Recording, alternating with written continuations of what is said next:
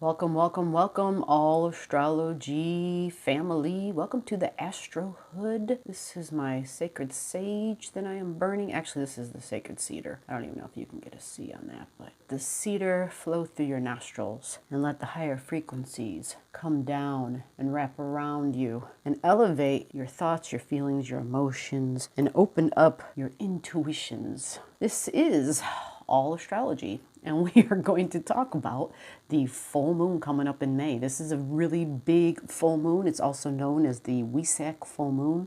I won't go into too much detail about that other than to explain what it is about this particular moon that is special. Okay, the full moon is when we have the sun at one end and when we have the moon opposing at the other end, right? So this happens at 17 degrees and 20 minutes. That's the sun, and you've got 17 degrees and 20 minutes with the moon. You're going to want to know when this happens, and you're also going to want to know what area in your life. Where does the sign Taurus and where does the sign Scorpio fall in your chart, right? When you know what house placement those are, then you have a better understanding what areas of your life this is going to happen in. Now, there's also going to be some other things that are going on at this time, and it's not necessarily just on this day, but I'm going to try to give you a heads up because Saturn going retrograde, Venus going retrograde, we're also going to have Jupiter going retrograde.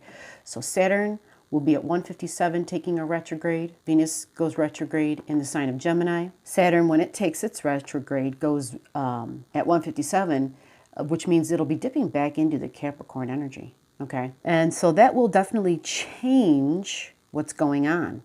And we're going to want to know what kind of a change that's going to bring. What will we be feeling? What will we be facing? What is it going to look like? And what area of your chart? You're going to want to know these things. We're also going to have a Jupiter going retrograde. Okay, so Jupiter in Capricorn is going to go retrograde, Saturn in Aquarius is going to go retrograde, and Venus in Gemini is going to go retrograde. Where does this happen in your life? I know you guys like the rising sign readings. It makes it very special for you one-on-one to understand better what area of your life it's in. So before we go any further, if you're new here at Allastrology, make sure you comment below and get your free astrology chart. Make sure you leave some questions if you got them. Anything you don't know, questions about your chart, questions about things that are happening in your life, comment your birth digits below. If you like what you've heard here at Allastrology, do not forget, show how much you care, and please share. Now let's move to the full moon. All right, we recently put out a video that showed you guys how to draw up your own astrology chart, which means you can draw up your own aspect chart for the current transits. So what does that mean? It means you can go ahead and pull up this May 7th full moon, and you could do it in such a way where you do it on top of your chart. If you haven't watched that video, I'll attach the link below so that you can figure out how to pull up your own birth chart and see your own chart with the current transits built on top of it. And in that video, I explain how to do that, how to relate it, how to look at the current transits, and then how to say, okay, how to pinpoint what kind of a conversation they're having. I give examples. It's an invaluable tool, and it will be, you'll want to definitely have this as part of your options to go to when you're looking at the astrology for the rest of 2020 and 2021. So this full moon happens at May 7th, 5:45 a.m. Now recognize 5:45 a.m. is Central Standard Time because this is based on my location where I am living. All right, so that's the time zone I am in. So what you would want to do is simply adjust for the time zone that you are in. Okay, and you will then of course put in your own location of wherever it is that you are, so it's relevant for you. So what we're going to be looking at is sun at 1727, moon 1727. Now we also see some other things in the Taurus energy, right? Let's pull this up a little bit here. Actually, we can go down below to the aspect graph, right? Now that we all had that little mini tutorial and we have a really good idea now, a better idea of how to make sense out of some of this stuff. So there it is, the sun in Taurus at 20, right? They round up, just so you know, okay, when you see things that don't look identical to the things that you see here. All right, once it comes to the grid, to the circular graph, they tend to, you're not going to see these minutes play out so much, or you'll see them rounded up. A good example, you've got 17/1957, right? Did you see that? The moon, 17/1957, moon, 1720. So they rounded up because when you look at the moon, at 17/19/57. Round that up, you got 1720. All right, so sun and moon, matching degrees. That's what the full moon is. It's one thing at one end and the opposing side, right? The other planet or the other luminary, whatever it is you're looking at, is at the other end. Typically, the full moons illuminate something in your life. Because it's a full moon, it's going to be illuminating the Scorpio areas of your life, all right? So Scorpio themes. What are Scorpio themes? Shared energy, okay? Shared resources. Other folks' money, your spouse's money. If you're married, right, it's your shared resources. Some folks aren't married, but they do have shared resources.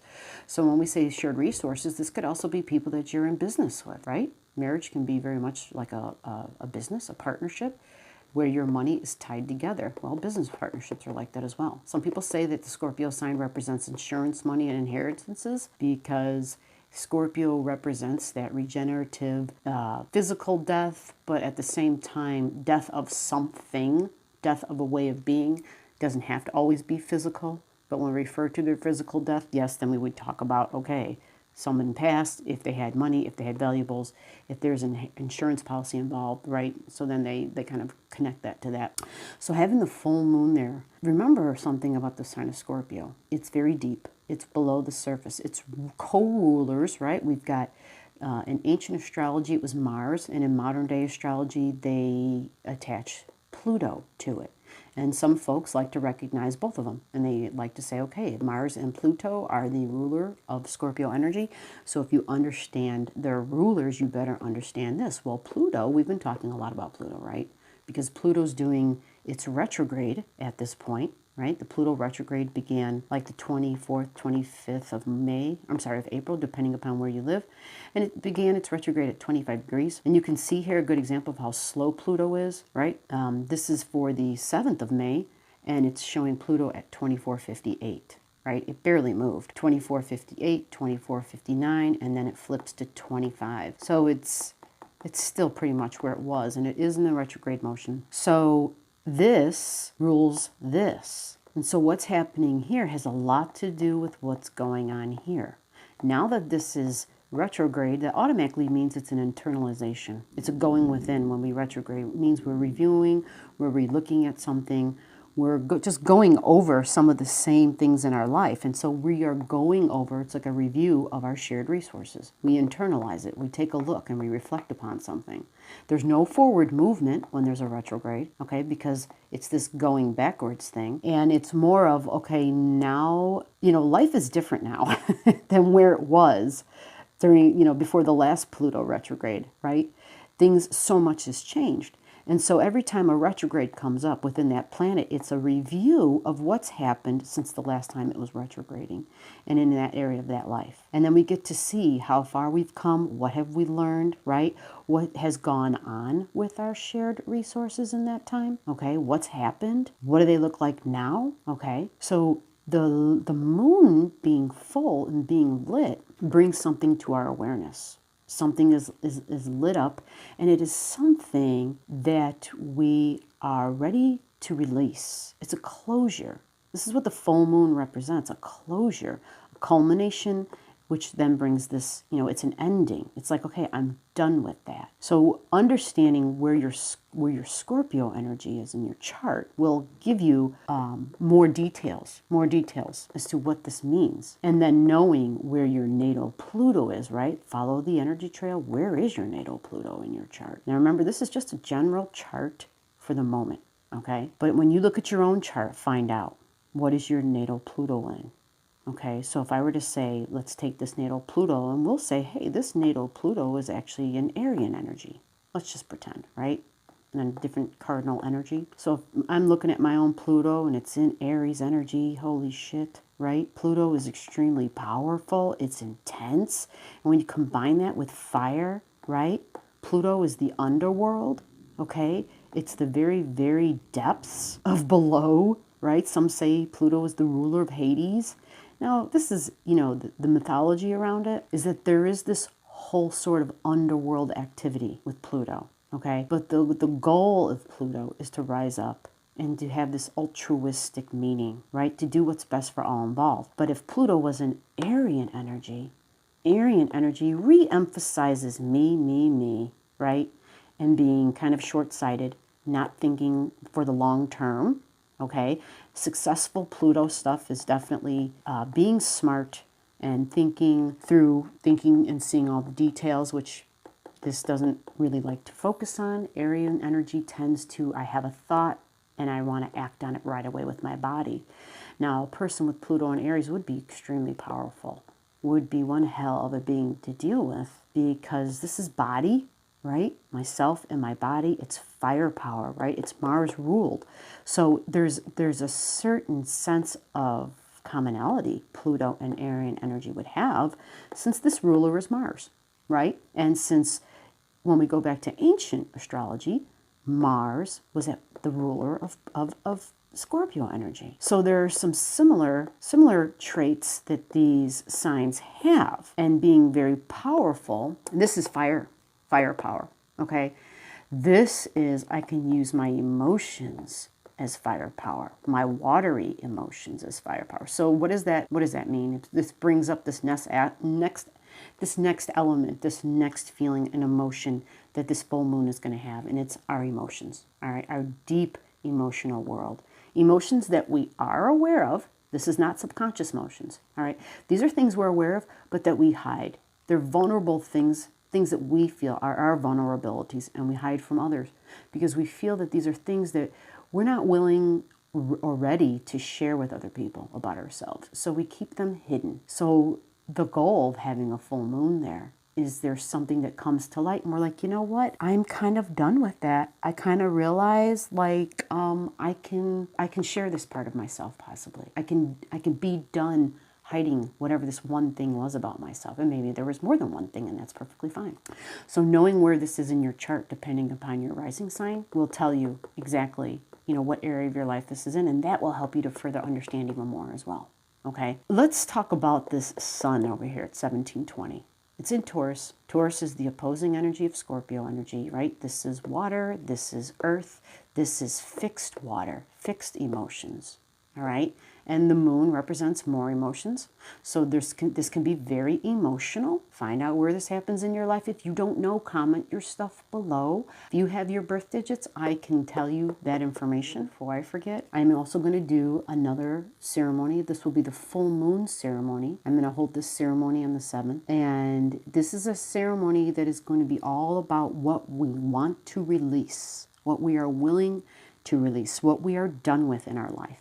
So again, I will be creating prayer ties. I will have a ceremonial fire. Understand that your prayer ties are something that are written down, something that is spoken into, something where we offer tobacco up to Creator and to the earth. This is very much a native tradition, and I implement those practices in with this, as well as invoking the archangels and using the elements of the air, the earth, the water, fire. Get your intentions, your wishes, the full moon, things that you want to have released, and I will make sure to include you in part of the ceremony by writing up your own personal prayer tie. Now, when we take a look at the Taurus sun at 1720 and it opposing the moon, right? Okay, this is the part where the Wesak full moon comes into play.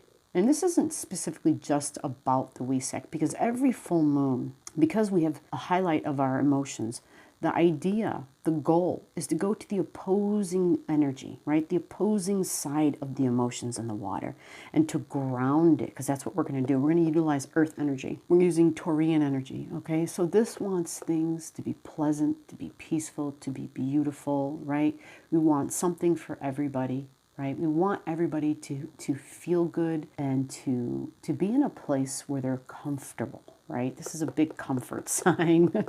It should sound comfortable, right? It should look good. It should feel good. It should taste good.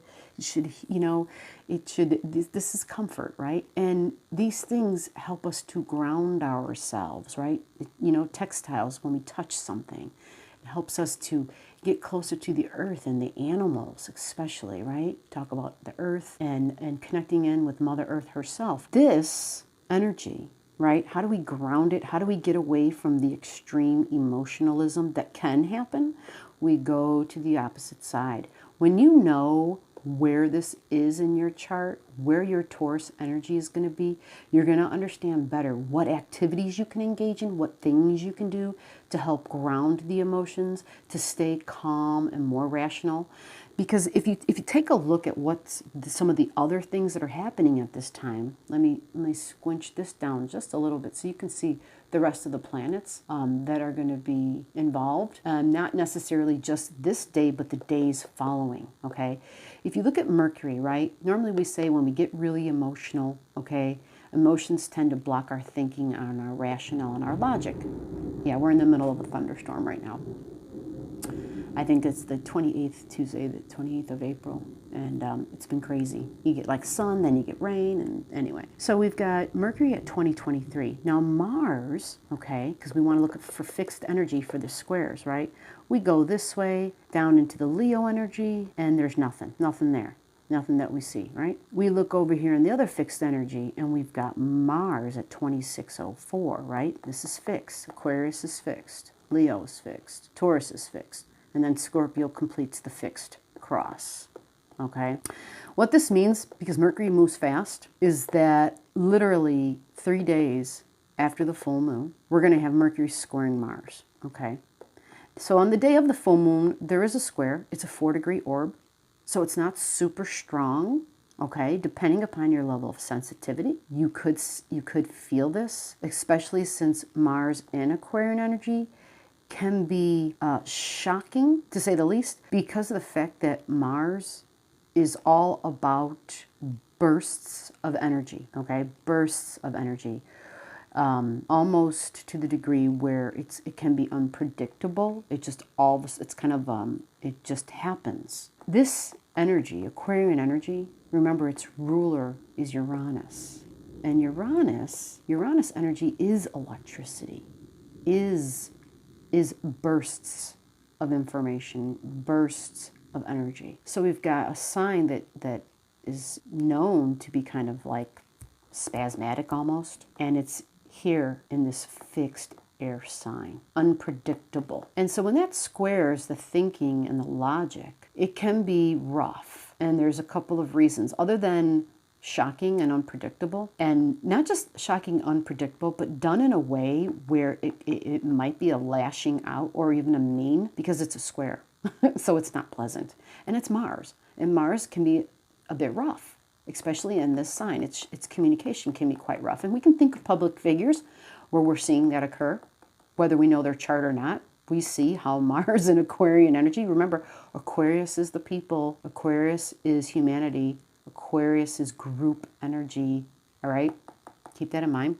So we see that Mercury in Taurus, Mercury is the thinker, Mercury moves fast. Taurus does not move fast. Taurus is methodical, okay? It does not like to move fast. It wants to be careful. It has a tendency to be cautious, and not so much cautious. There is fear there, there is fear there, but it also wants to do it the right way. It wants to do it in a way where whatever it does, it doesn't want to have to redo it. It wants to do it right the first time. So it's very careful as to what it does. But Mercury likes to be fast, right? Because it gets its information fast. It knows how to fly. It's air. Taurus is earth. It's used to being on the ground and walking, right? Or standing still even, right? It only moves when it has to charge. If it gets upset or it has something it really wants. So right there, Mercury is not at all at its best when it's in Taurus energy. And so there might be concepts and communications that occur where it doesn't understand the information Mars is bringing through. And again, Mars could be kind of off the wall at this point. It might be bringing something in that just does not make any sense. It doesn't mean that it's wrong, but it also doesn't mean that it's right, because there's this square going on. And this Mercury in Taurus is going to be more like, you know what? I need a little bit more time with that.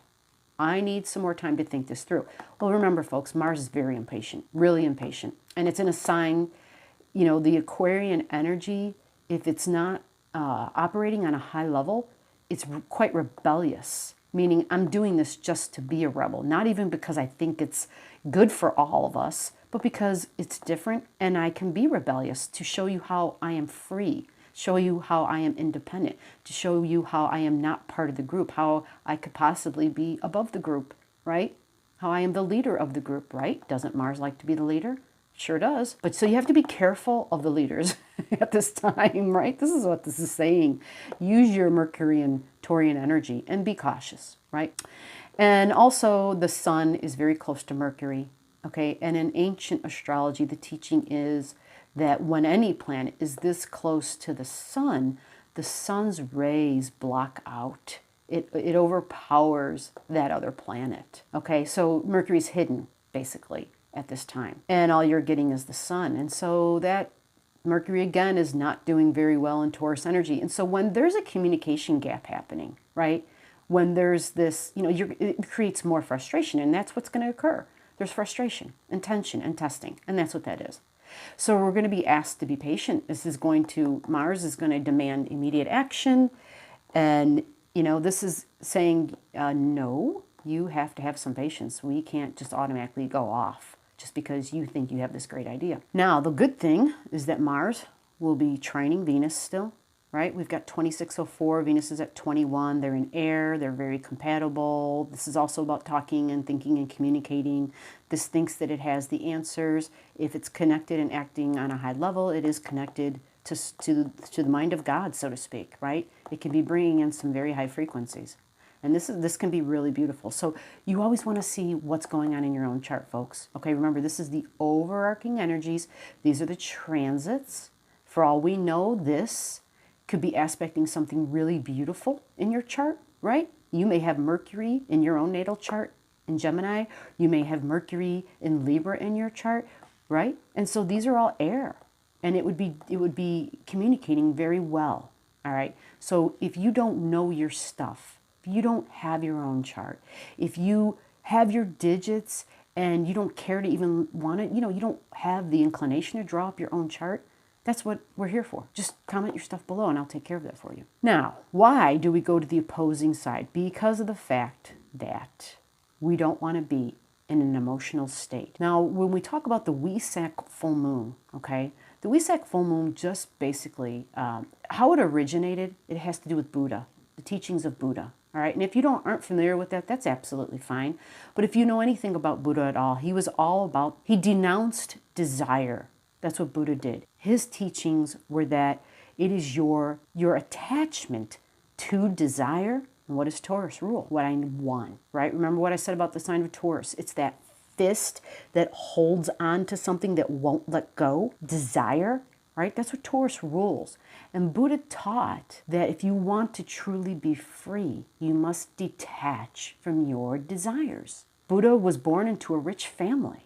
He grew up wealthy. He had everything he could ever want. And at one point in his life, he realized there's got to be more than this. I have everything I could ever want materially, but there's got to be more.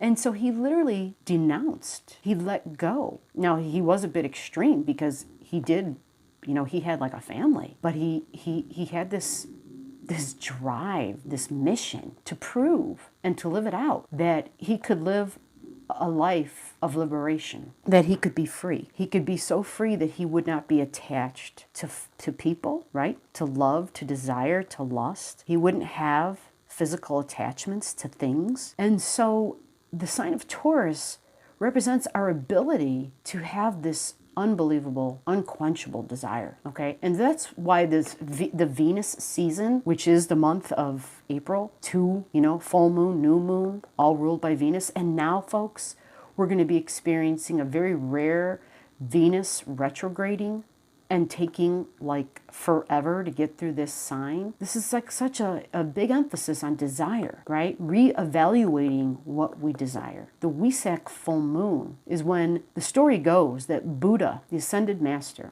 that he comes down, that he energetically sends supportive beams and rays, right? Frequencies to those that are open and that are willing to understand and that are seeking liberation. Now, I realize Buddha's teachings seem extreme, right? I mean, does this mean I need to walk away from my family? I need to walk away from my spouse? I need to walk away from my children? I need to walk away from my home? I need to walk away from my job? No. What it is saying, though, is to detach from certain desires that have become chains. I once saw a drawing by an artist, and it was a picture of a bull, and the bull was coming out of the water. And as it was coming out of the water, because this bull had wings, you could see that the bull had chains. It had a chain it had once been attached to. You know how they have that little noose in their nose? But the noose in this bull's nose had been broken open, and the chains, as the bull was flying up out of the water, right? As the bull was flying up out of the water, the chains broke. The noose itself had cracked open, and the bull was able to fly free of the attachments that had chained it. So that is the meaning of the Wesak full moon. And so every year, usually the first full moon of May, the story goes that Buddha comes down with the Christed one, actually. That Buddha and the Christed one are there standing together, and that Buddha sends his emanating beams, elevating frequencies to those that want a better understanding, that want to receive his teachings of detachment. So at this time, we are asked, what is it that we're holding on to? What is it that we're willing to let go of? What attachments do you have that literally have become chains that prevent your liberation, that oppose your freedom? There are things we need and things we want. It's the same Venus theme, understanding better our wants versus our needs. What do we truly need? So at this time, we're trying to figure out what our desires are. And are we ready to elevate? Are we ready to put aside our own desires? And if you're not, that's fine. But for those that are ready for that, it is a time of saying, I put aside my desires and I replace them with divine desires. So that is the message for this full moon, the Wesak full moon, and we go to the opposite energy of the Taurian energy of desire, and we elevate that desire. We release the shackles, we fly up out of the waters, and we choose the desire of the divine. On the 10th/11th, Saturn at 157 goes retrograde, okay? 157 Aquarian energy. On the 13th, we're going to have Venus taking her retrograde at 1:45 a.m. Central Standard Time, okay? And then on the 14th, we're going to have Jupiter going retrograde. Jupiter goes retrograde in Capricorn at 11:32 a.m. Central Standard Time. So May of 2020 is really a retrograde month. We have 3 planets that go retrograde. 3 planets that go retrograde. Pluto is already retrograde. So what's going to happen here? Saturn is going to pull back into Capricorn energy, folks. This is going to take a little bit of time. It won't be until July that Saturn actually gets here, because it's not a fast-moving planet, okay? If we look through the numbers, we will see Saturn hovering at the end of June, hovering around Aquarius energy. She'll be at 2959 on July 2nd, okay? 2959 on July 2nd. Now, when Saturn went into the Aquarian energy, this is when the rules, that's Saturn, restrictions, rules, makes things slow down, entered Aquarian energy, okay? And Aquarian energy is groups, is the people, the masses, the public, right? So those were Saturn's rules. So that, what does that mean? That means if Saturn goes backwards and leaves Aquarian energy and goes into Capricorn, okay? Interesting. Looks like rules and restrictions on structures and business and government, right? So the rules are going to be changing again. There's going to be some sort of an amendment made. There's going to be some sort of a new rule. There's going to be some sort of we have to make some changes in light of all that's happened, right? Of all the information that's coming out. Saturn will go back all the way to 25 degrees Capricorn. Saturn goes back all the way to where Pluto began its retrograde. So finding out where this happens in your life, understanding where your Aquarian energy is, understanding where your Capricorn energy is, and then you'll better understand the transition that happens. You'll get it when you feel this shift of energy, because it's Saturn going from fixed air, okay, into cardinal earth. Cardinal earth. Cardinal means we're beginning something new, okay, and it's earth. So it's things that are part of our foundation and our structure, okay? Capricorn energies definitely are long-standing structures, okay? Saturn is all about the rules, something that's been built up over time. It's the 3D, it's the tangible, it's the material realm. Capricorn energy, the material realm. So Saturn's going to come back into there, okay? And so pay attention to that date. That's the very butt end of June going into July that happens. Now we're going to go over to the 13th of May, and that would be Venus going retrograde.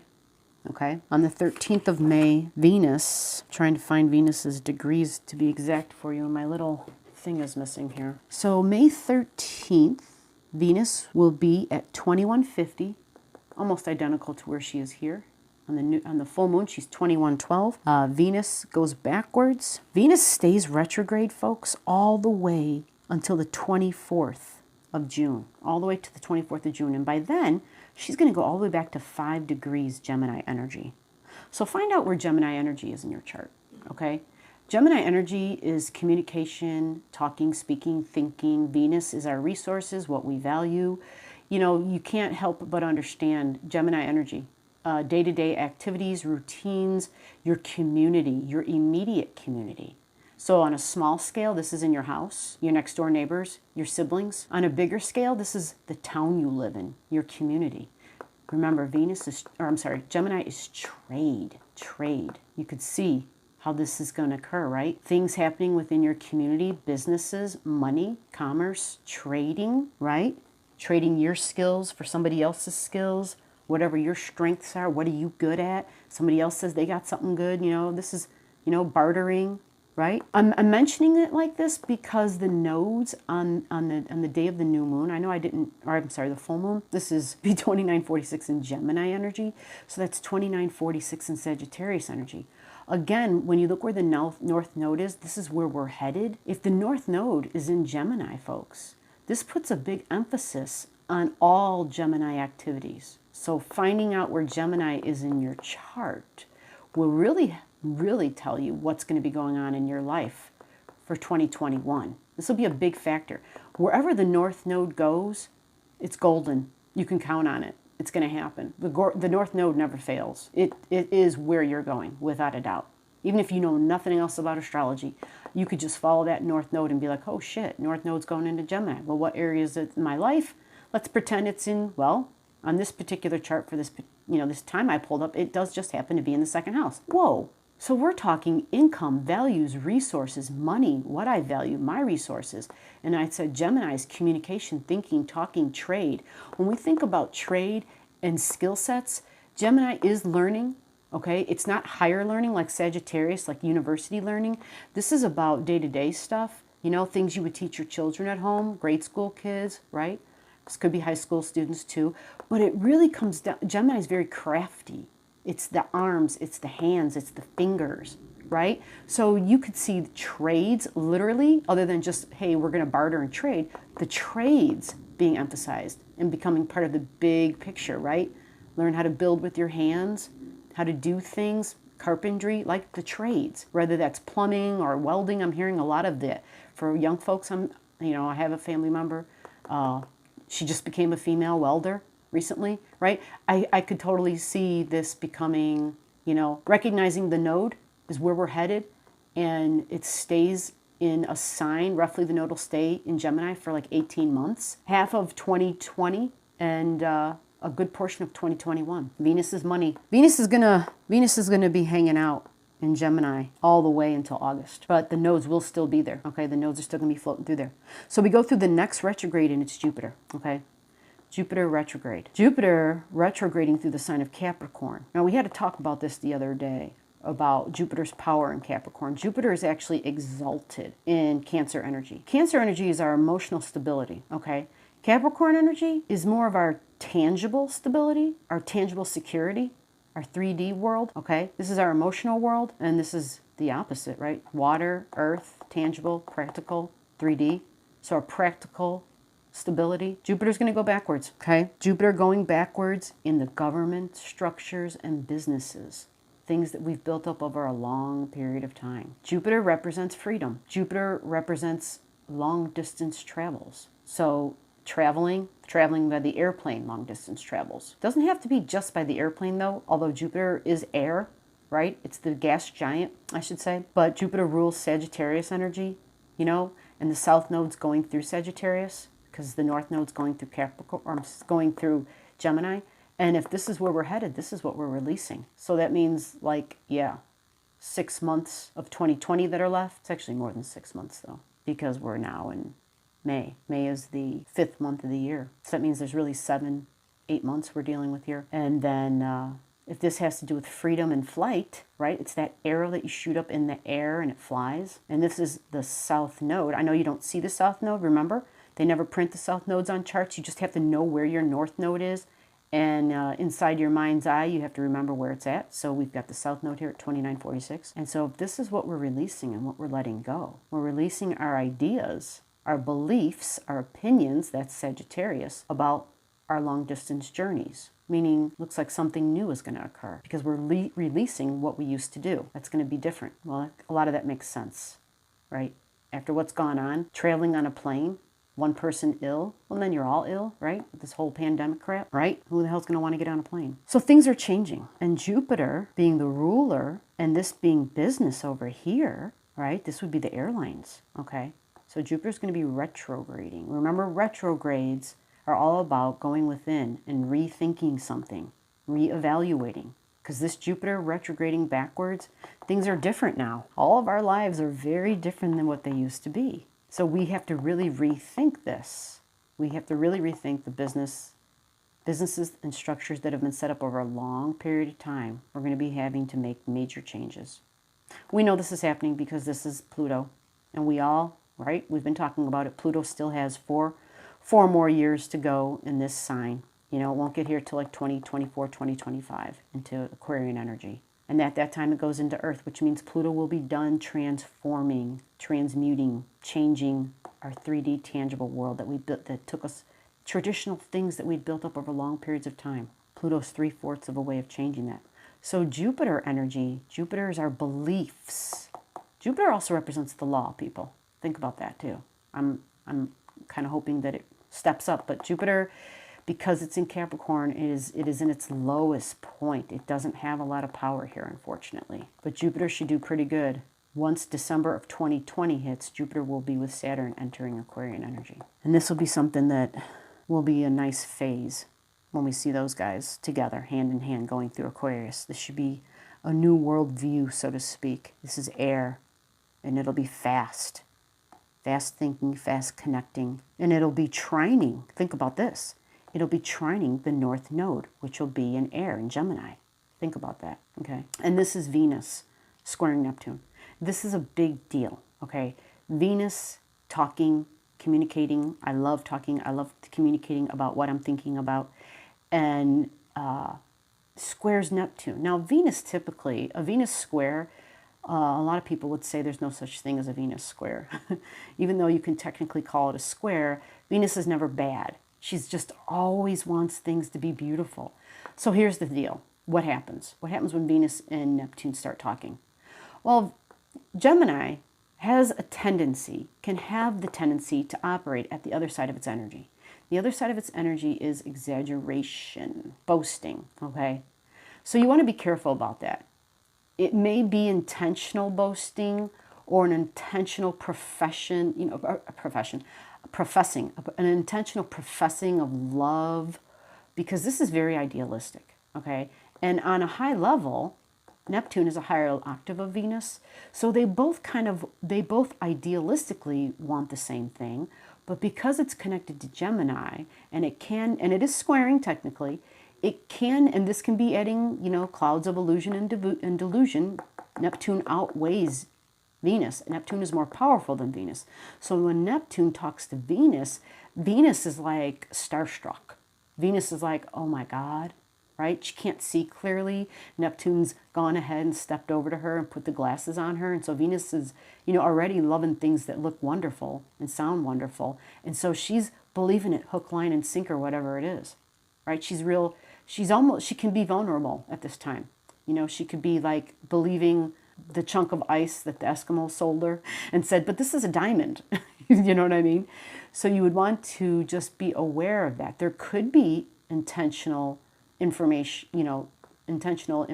as far as lies. There could be intentional deceit going on, intentional deceit. But at the same time, it could be just a matter of, hey, you're not seeing clearly. All right, so you'd want to know where your Neptune in Pisces is in your chart. What area of your life is this in? And what area of your life is this in? And know that they're going to be squaring each other. And so if there looks like something that's too good to be true at this time, it likely is. And you just want to be aware of that. But don't discount it to the degree where, you know, you think it's just all trash. It's not. You just have to really try to just take some time. Don't be rash. Go slow, okay? Because I know everyone's thinking is going to be challenged, all right? And Mars is pushing. Mars is pushing for an immediate answer. You see that? We talked about it earlier. Mars is pushing because Mars wants to move fast. And this is saying, hey, wait a minute. And then this is like, oh, yeah, but you're going to love this. This is wonderful, right? So keep that in mind. That's what I wanted to touch on. And so that's important. You got any questions? You got anything you're not certain about? You don't know? Comment below. Bye.